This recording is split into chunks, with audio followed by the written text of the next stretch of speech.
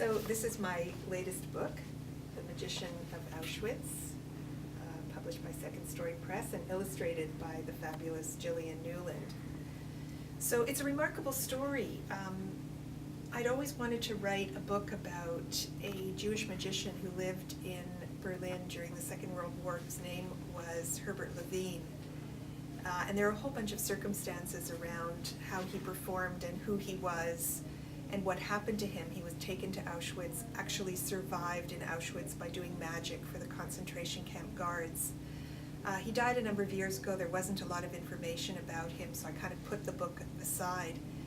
And then a few years ago, I met another amazing man whose name is Werner Reich, and it turns out that Werner was actually a bunkmate of this magician in Auschwitz.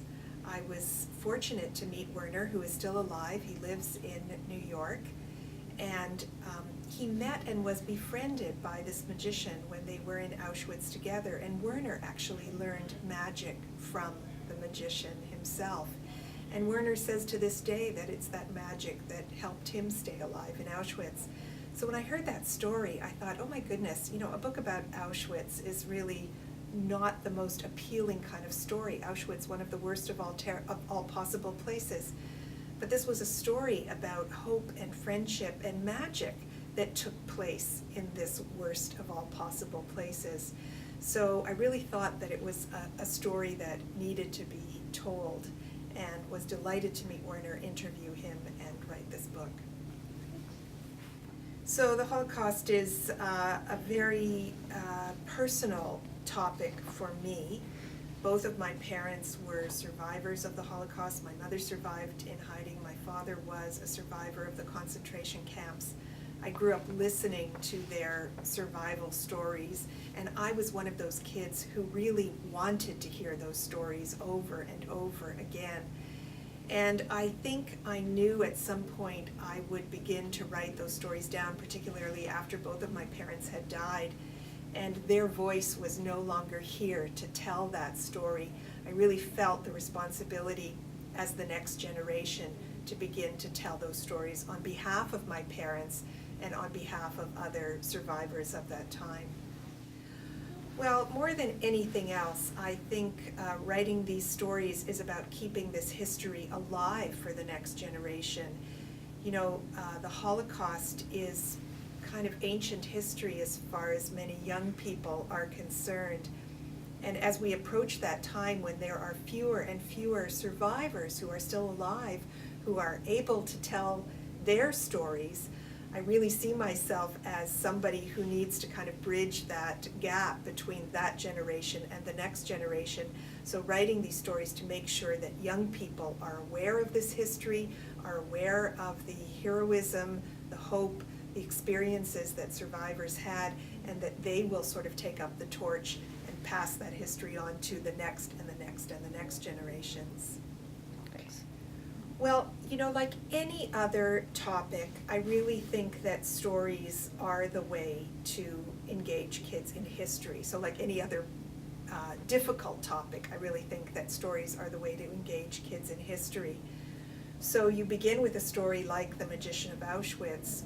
Who would ever think that kids might pick up that book and read it? And yet kids are.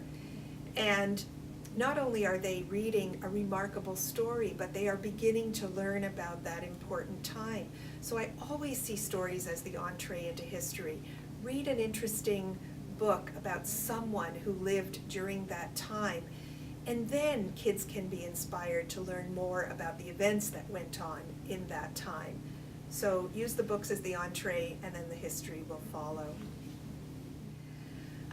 You know, again, teachers often ask me when I speak in schools and libraries, and I, like many authors, I speak around the country and other countries about my books. One of the first things teachers will ask is, do the kids have to have read your books before you come into the classroom? And I always say no, not necessarily. You know, let me come in, let me talk about the book, let me talk a little bit about the history, and let me kind of spark an interest in kids to want to read one of these books. They don't need to know a lot in order to read one of the books that I've written or that other writers have written about this history or other difficult histories. They just need to have an interest in learning about somebody who lived during that time, what their life was like. They need to make kind of a meaningful connection to that character. And I always tell teachers, if kids make a meaningful connection to a character in a great story, then they'll want to ask questions about the history. And that's the opportunity for teachers to then take those stories and kind of convert them into lesson plans, into projects, into further reading for kids.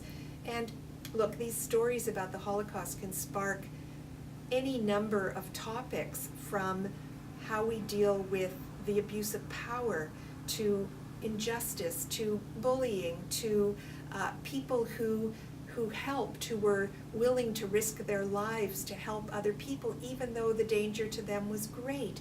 So there are so many topics that can come out of this history that can begin a conversation in the classroom. And those are all topics that continue to be relevant even today. So again, story is the entree, the history is there, and then you bridge the gap to something that is relevant in the lives of children today. Yep.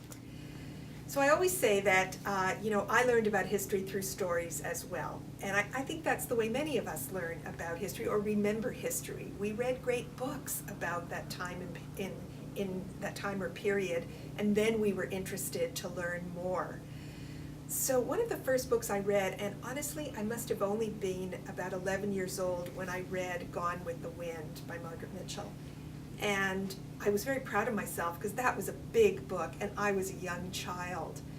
But oh my goodness, I just fell in love with the characters first and foremost, with those wonderful sweeping descriptions of land and territory and homes and clothing and relationships and siblings and families, and then set against the Civil War and everything that was happening in the United States at that time. So that's one that always stands out for me. And then, I think I started to read books by Leon Uris, who wrote a lot of historical fiction that had a sort of a Jewish link as well. So he wrote books like Exodus and Mila 18, and later on he wrote books like Topaz and other stories that had other histories as well. So I was always attracted to historical fiction as a young child, loved, again, just as I want my readers to do, loved engaging with characters, and then got really interested in the histories that the authors were writing about.